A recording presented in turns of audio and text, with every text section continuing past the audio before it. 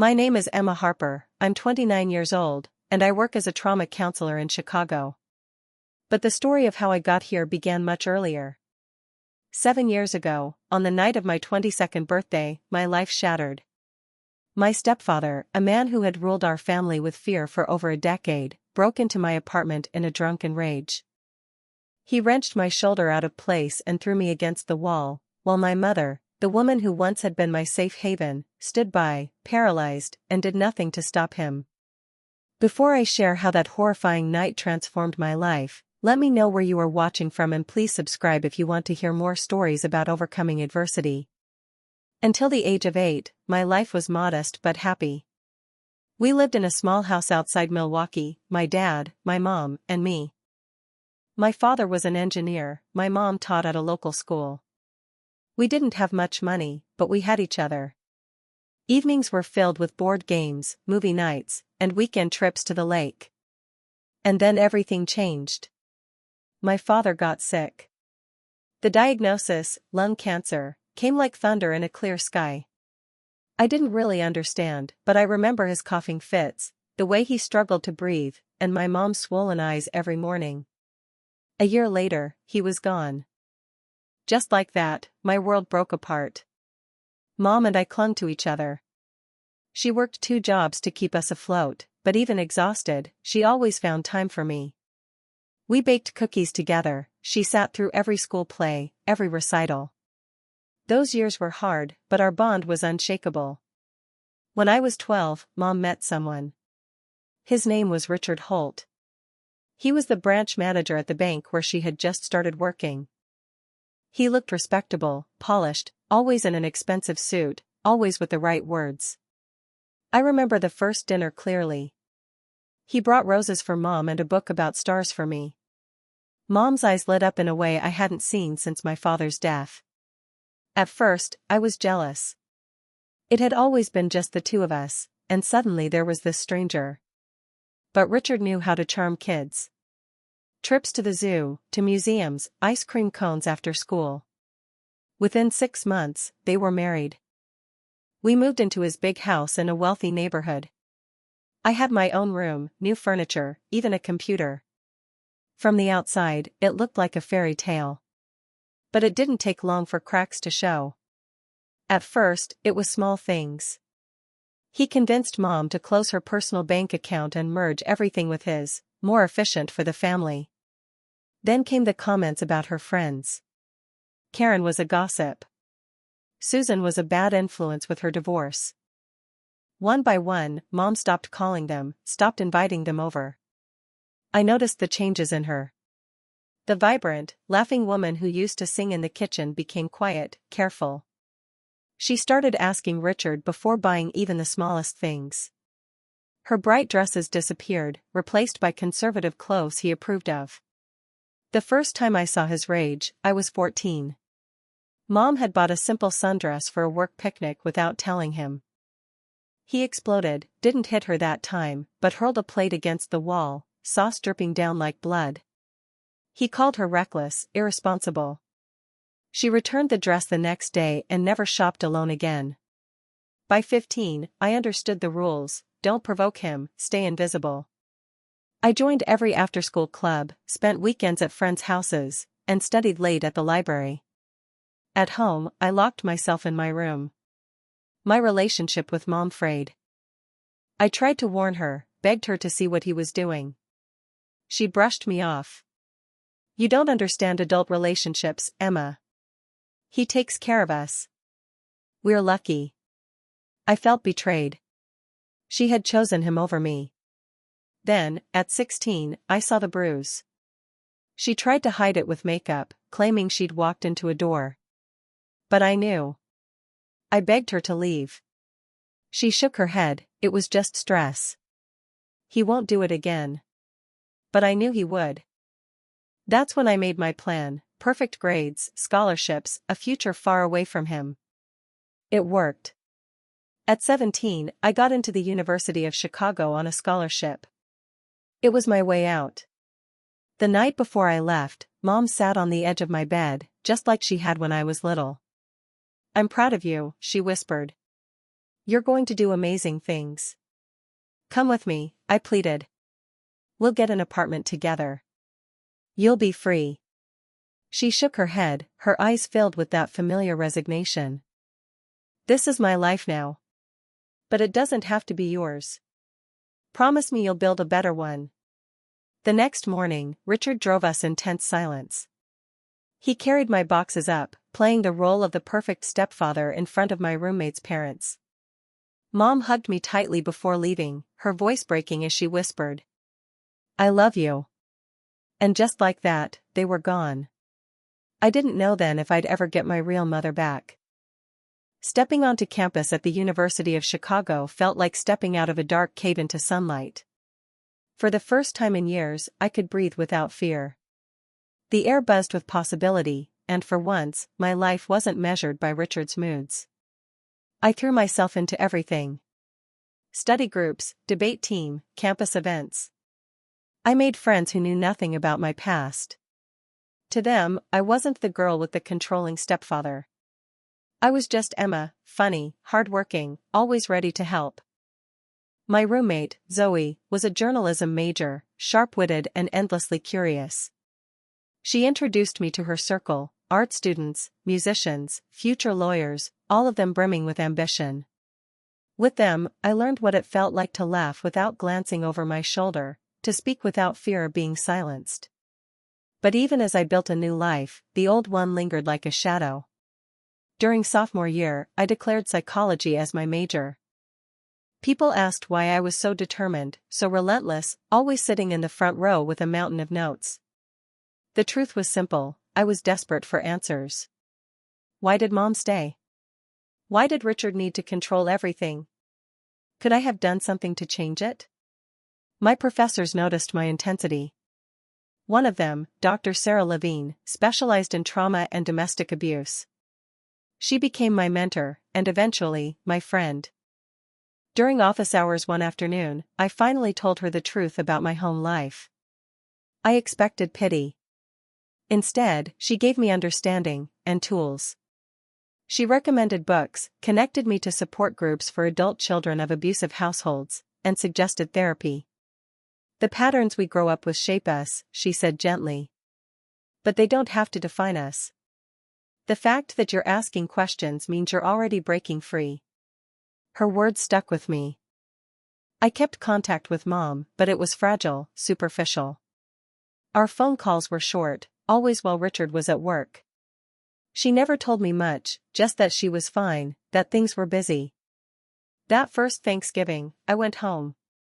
The air in the house was heavy, suffocating. Richard barely looked at me, except to ask about my grades, which he twisted into a reflection of his good parenting. Mom moved quietly, almost ghost-like, her laughter long gone.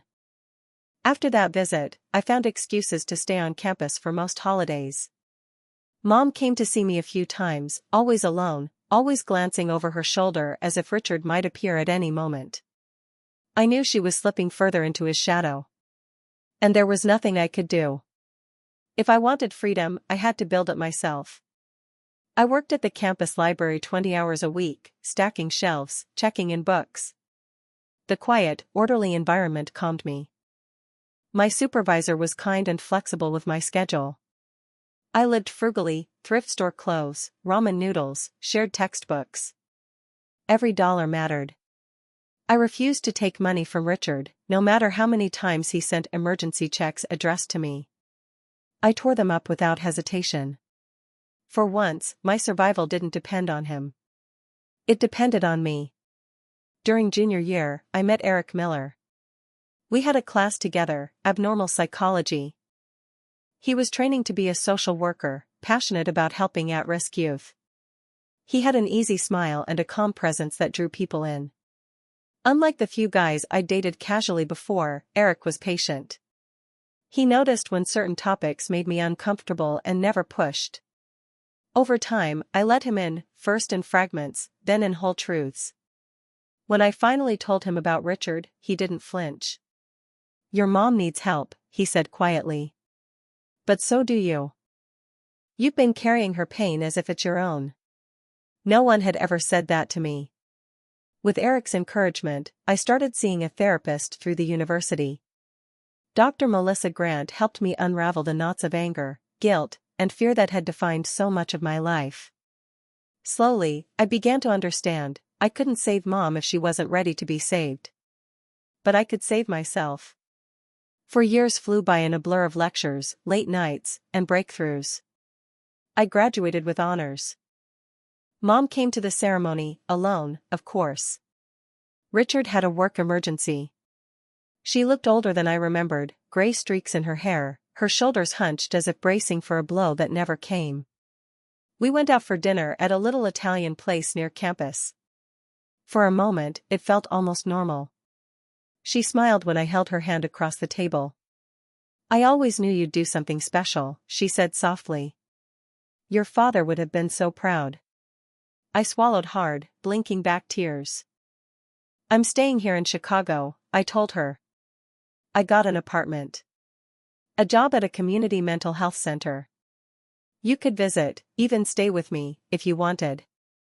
She squeezed my hand, then let go. "I'll try," she whispered. But her eyes told me the truth, she wasn't ready. That night, as I watched her taxi disappear, I realized something painful: I might never truly get her back. Life after graduation felt like standing on a narrow bridge between who I'd been and who I might become. I rented a one-bedroom walk-up in Lakeview with floors that creaked and windows that stuck in winter. It was mine, and the key in my pocket felt like a passport. I started as a case aide at a community mental health clinic on the north side, paperwork, intake interviews, sitting in on group sessions when a therapist needed a second set of eyes. The pay was modest, the work relentless, and I loved it. It gave shape to the chaos in my head: patterns, names, tools. What had once been a tangle now had language: coercive control, trauma bonding, learned helplessness. Understanding didn't erase pain, but it kept the pain from running my life. I called Mom every few days at first, then weekly, whatever she could manage without drawing attention. Our conversations were careful dances around landmines. She told me about the garden, the church bake sale, the neighbor's new dog. I told her about the city, the lake wind, the way the L tracks screeched in the cold. We avoided the only topic that mattered: Richard. Eric and I had ended things quietly right before graduation, two people headed in different directions who didn't want to pretend otherwise. He left for a fellowship in Minneapolis, I stayed in Chicago. 6 months later, an email popped up during my lunch break: "Hey, Harper. I'm moving back. Coffee?" Coffee became dinner. Dinner became Saturdays at the farmer's market, long walks along the shoreline, and the kind of silence that doesn't need to be filled. He had changed, more rooted, more certain of the work he wanted to do. He'd taken a position at a nonprofit serving low-income families, substance use, housing insecurity, court-mandated counseling. He talked about his clients the way good clinicians do, with rigor, with boundaries, with respect. "You carry everyone else's oxygen masks," he said one night, watching me color-code a stack of case notes. "Who's carrying yours?" "I don't need anyone to carry mine," I said, smiling like it didn't cost me anything. During a video call with Mom on a Sunday afternoon, I noticed a faint yellow crescent around her right eye. The camera wobbled as she adjusted it, the bruise slid out of frame. "I tripped on the stairs," she said too quickly. "Carrying laundry." "You know me." "I do," I said. "Which is why I know you don't fall on your face. Are you safe?" She smoothed a hand over her hair.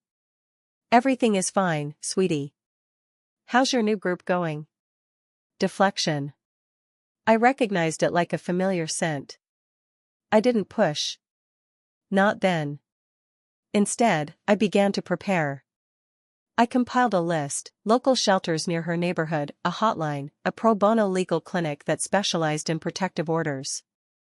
I saved addresses, bus routes, and safe meetup spots in a locked note on my phone and in an email to myself with a boring subject line I knew she wouldn't open if he ever saw it. I bought a prepaid phone, activated it, and mailed it inside a box of tea and crossword puzzles, things Richard considered harmless enough to ignore. At work, I asked a colleague, Ava, who had a decade in domestic violence advocacy, general questions. What escalates risk? When is the window the narrowest? She didn't need details to know what I was really asking. The most dangerous moment is when the victim signals she's leaving, Ava said. Control threatened is control sharpened. Plan quietly. Move quickly. Safety before dignity, pride, explanations, safety before everything. I nodded like this was hypothetical. 3 months before my 22nd birthday, my phone lit up with a number I didn't recognize. I almost let it go to voicemail. I didn't. Emma, Mom whispered. Don't talk. Just listen. I froze, the hair on my arms lifting. The room shrank to the tiny speaker pressed against my ear. He found the brochure, she said. For the Women's Center. I don't know how, he went through my purse. He smashed my phone. I'm at the neighbor's. He'll be back soon. You can come here, I said, already opening a rideshare app with shaking hands. Pack documents, meds, one change of clothes. Leave everything else.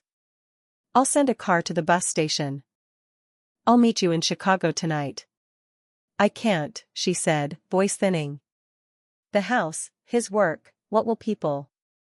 What people think won't matter if you're dead, I said, blunt because pretty words don't stop violence. Please. Silence stretched, then frayed.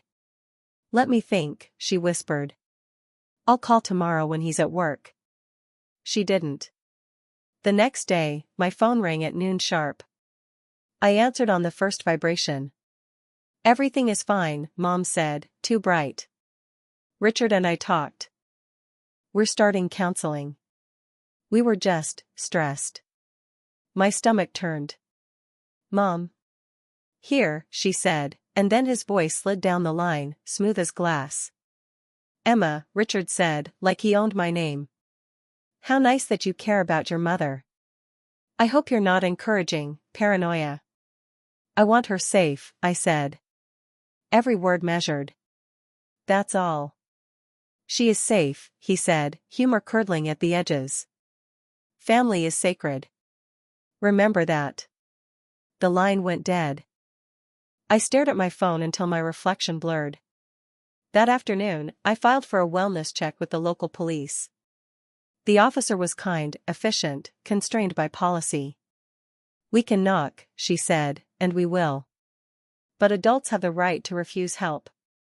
If she calls 911 and says she's in danger, we'll be there. If, I repeated. Weeks bled into each other. I called at odd hours hoping to catch her alone. Sometimes she answered and talked about the weather as if language had been whittled down to small talk. Sometimes she didn't answer at all. Eric started keeping a bag at my place, just in case. He learned my apartment's quirks, the third-floor door that stuck when it rained, the sound my deadbolt made when it seated properly. We practiced what-ifs we hadn't admitted aloud, where to go if someone forced entry, which neighbor would open at midnight, what to say to a dispatcher when breath came in tatters. On the morning of my birthday, the clinic surprised me with cupcakes. Eric kissed my temple on his way out the door and promised a proper dinner the next night. He had an unavoidable late intake. That evening I walked home with the wind off the lake snapping at my coat. The apartment greeted me with familiar, ordinary comforts, a thrifted lamp pooling warm light, a dying plant stubbornly pushing one more leaf, the hum of the ancient fridge. I ate pad CEW from a paper box and watched the streetlights come on like a string of small moons. At 9, Mom didn't answer. At 10:30, I called again and left a message that said all the right nothing, I love you. I'm here. By 11:45, I was in pajamas, book face down on my chest, sleep pulling at me. The first pound on the door wasn't a knock. It was a body. I jolted upright, heart thundering. Another hit. The frame shivered. Emma. A voice soaked in whiskey and triumph. Richard. Open up. My mouth went dry.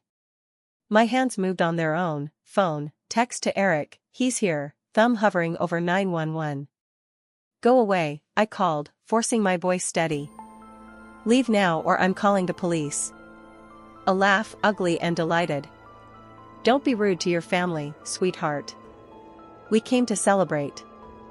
Through the peephole, the hallway swam into view, Richard's flushed face, eyes lit with that "the world owes me" fury.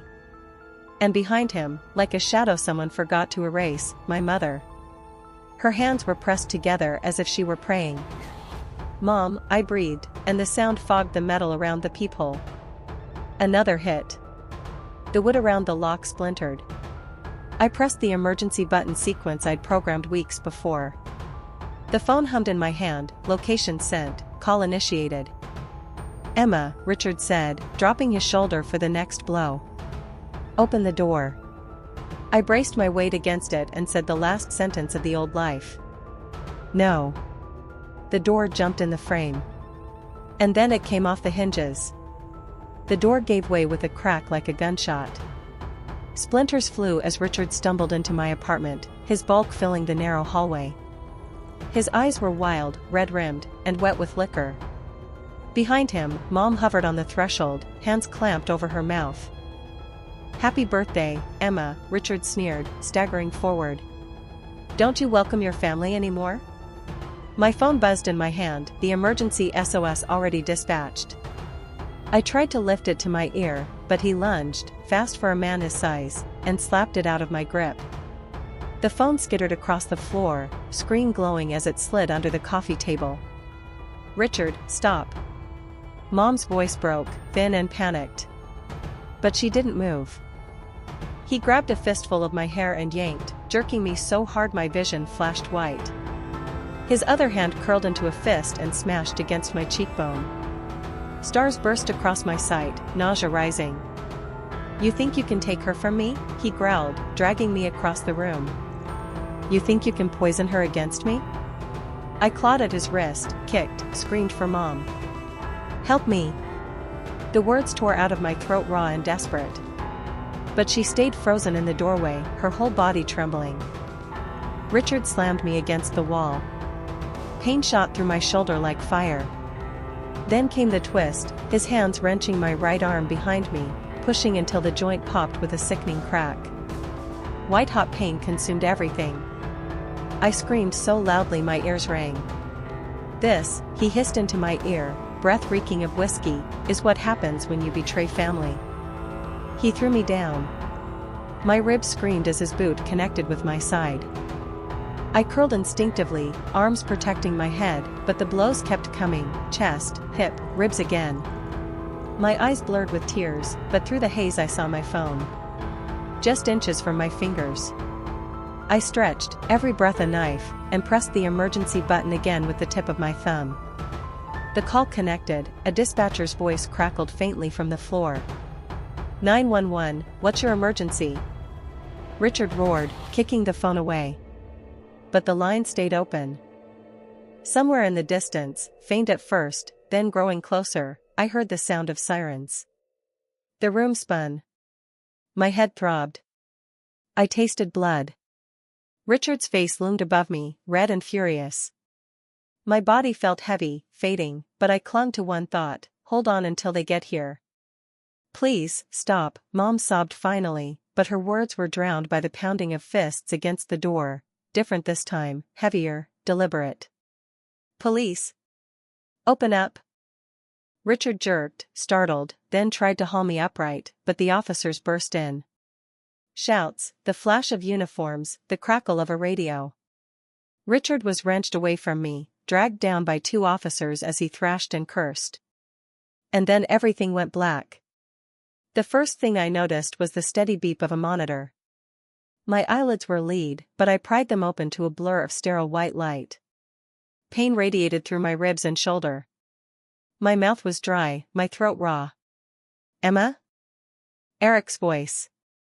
Close. Steady. I turned my head and saw him, hair mussed, eyes bloodshot. He was gripping my hand so tightly his knuckles were white. "Eric," I croaked. He sagged with relief. "You're safe." The police got there in time. A nurse entered, adjusting my checking vitals, murmuring encouragement. A doctor followed, explaining in calm tones: a dislocated right shoulder, 2 fractured ribs, a concussion, multiple contusions. "You're lucky," he said. "Another few minutes and it could have been far worse." Lucky. The word tasted strange. After the doctor left, a police officer stepped in, Officer Rivera. She had kind eyes and a notebook. "We need your statement," she said gently. "As much as you can remember." My voice shook, but I told her everything. The pounding on the door, the splintering wood, the fist, the shoulder, the kicks. She listened carefully, nodding, never interrupting. "We have him in custody," she said when I finished. "He's facing charges of aggravated assault, battery, and breaking and entering. Your 911 call caught part of the attack on record. Combined with the forced entry and your injuries, the evidence is strong. But we'll need your cooperation to press charges." "Yes," I said, without hesitation. "I want him prosecuted. I don't ever want him near me again." Officer Rivera closed her notebook. "We'll also help you file for a restraining order. You're not alone in this." When she left, Eric stayed by my side. He filled in the pieces I'd missed: how he'd received my frantic text, called police, and raced across the city. How he found the door smashed in, Richard in handcuffs, Mom hysterical in the corner. "She gave a statement that backs yours," he said softly. "But she's a wreck. She's been in the waiting room all night, afraid to come in." I was still absorbing his words when a knock came at the door. "Emma?" "Mom." She stepped inside, smaller than I'd ever seen her, eyes swollen from crying. She took one look at me, my bruised face, my arm in a sling, and covered her mouth with her hand, tears spilling anew. "I'm so sorry," she whispered. "Emma, I'm so sorry." I wanted to hate her. To push her away. To ask where she'd been all those years I needed her. But looking at her then, I didn't see cowardice, I saw trauma. I saw the woman I had studied in textbooks, the one who flinched at sudden noises, whose world had been narrowed until escape felt impossible. "Sit," I said, my voice hoarse. She obeyed, trembling, hands twisting in her lap. "I never thought he'd touch you," she said. "He always threatened, but I thought if I did what he wanted, he'd leave you alone. I was wrong." Her words cracked open something inside me. Anger, grief, love, all tangled. "I can't do this anymore, Mom," I said quietly. "I can't lose myself to him the way you did. He belongs in prison." She nodded slowly. "I'll testify. I'll do whatever it takes. I'm done being afraid." For the first time in years, I believed her. 3 months after the attack, I stood on the steps of the Cook County Courthouse with my arm finally out of its sling, though pain still flared whenever I moved it too far.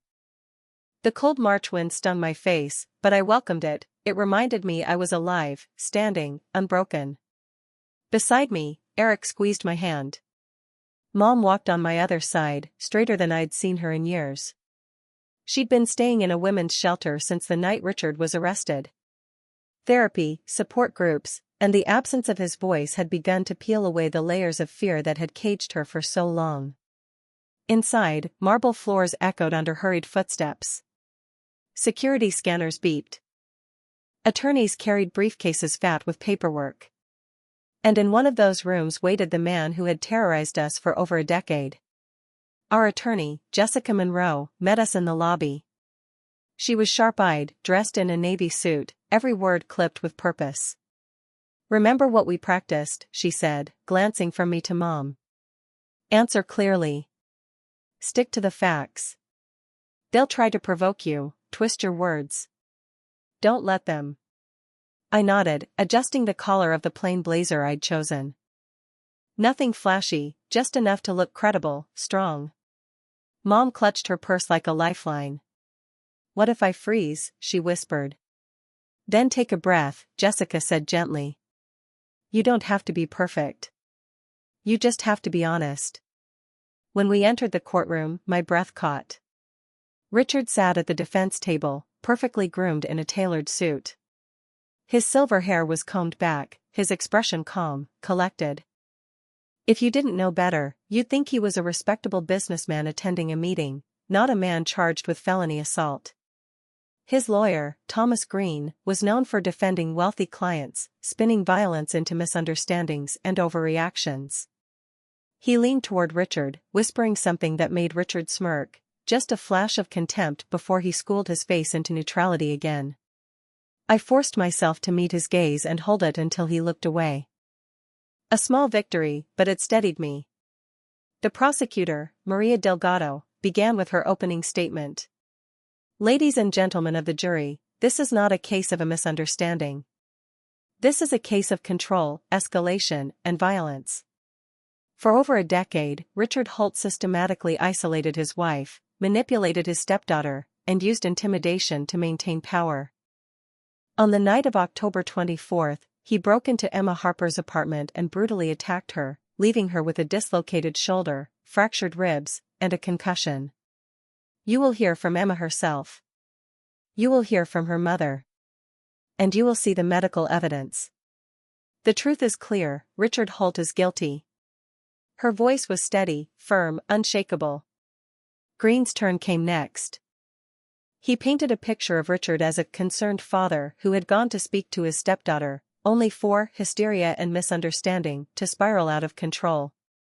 He implied I had exaggerated my injuries, hinted at long-standing resentment and a vendetta to destroy a marriage. Every word made my stomach twist, but Jessica leaned close and whispered, "Let them talk. The evidence will shred it apart." When I was called to the stand, my legs felt like water. I swore the oath, sat down, and gripped the wooden edge of the witness box. Delgado led me through my story. Childhood. The changes when Richard entered our lives. The control, the isolation. Then, in painful detail, the night of the attack, his fists, his boot, the sickening crack of my shoulder. "Did you at any point open the door for Mr. Holt?" she asked. "No," I said firmly. "I told him to leave. I said I'd call the police if he didn't." "He broke the door down." "Did you in any way attack or threaten him first?" "No," I said again, meeting the jury's eyes. "I couldn't. He outweighed me by over 100 pounds. Cross-examination was worse. Green's voice was oily, coaxing, designed to make me doubt myself. "Miss Harper," he said, "isn't it true you've been trying to separate your mother from my client for years?" "I've been trying to help her escape an abusive relationship," I said, my voice calm though my pulse thundered. "You sent her brochures about leaving, knowing they'd upset Mr. Holt, didn't you?" "I sent information because I feared for her safety. He tried to bait me, painting me as jealous, vindictive, unstable. But every time I breathed, answered simply, and refused to rise to his trap." The next day, Mom took the stand. At first her voice shook, but as she spoke, it grew steadier. "For years, Richard told me I was worthless," she said, hands twisting in her lap. "He controlled our money, cut me off from my friends, decided what I wore, what I ate, when I could leave the house. The violence started small, a shove, a slap, always with an apology after. But it grew. By the end, I believed I couldn't survive without him." Her voice cracked when she described that night. "He forced me into the car. Said he was going to teach Emma a lesson. I begged him not to. But when he started hitting her, I froze. I've never hated myself more. I should have protected her." Green tried to discredit her, suggesting she was mentally unstable, seeking financial gain through divorce. But Mom looked him straight in the eye and said, "I don't care about money. I care about freedom." Photos of my bruised face and swollen shoulder were displayed. The ER doctor testified about the force required to dislocate a shoulder and fracture ribs. Officer Rivera described finding me unconscious on the floor, Richard still raging as they restrained him, and the partial recording from my emergency call was played. My screams filled the silent courtroom. Richard's threats echoed through the speakers. Some jurors flinched, one woman wiped at her eyes. Through it all, Richard sat stone-faced, jaw tight, refusing to look at anyone but his lawyer. After closing arguments, the jury deliberated for just 2 hours. When they returned, the room fell silent. On the charge of aggravated assault, the forewoman said, "We find the defendant guilty." On the charge of battery causing serious bodily injury, guilty. On the charge of breaking and entering, guilty. The words rang like bells inside me. Relief crashed over me so hard I nearly collapsed. Mom gripped my hand, tears streaming freely. Richard's mask cracked. His face contorted with rage as deputies moved in, cuffing him. For once, his words meant nothing. 2 weeks later, the judge sentenced him to 15 years in state prison. "You used your position of trust to terrorize your family," the judge said coldly. "This court will not permit that terror to continue." And just like that, the man who had haunted my life was led away in chains. For the first time since I was 12, I felt something I had thought impossible. Freedom.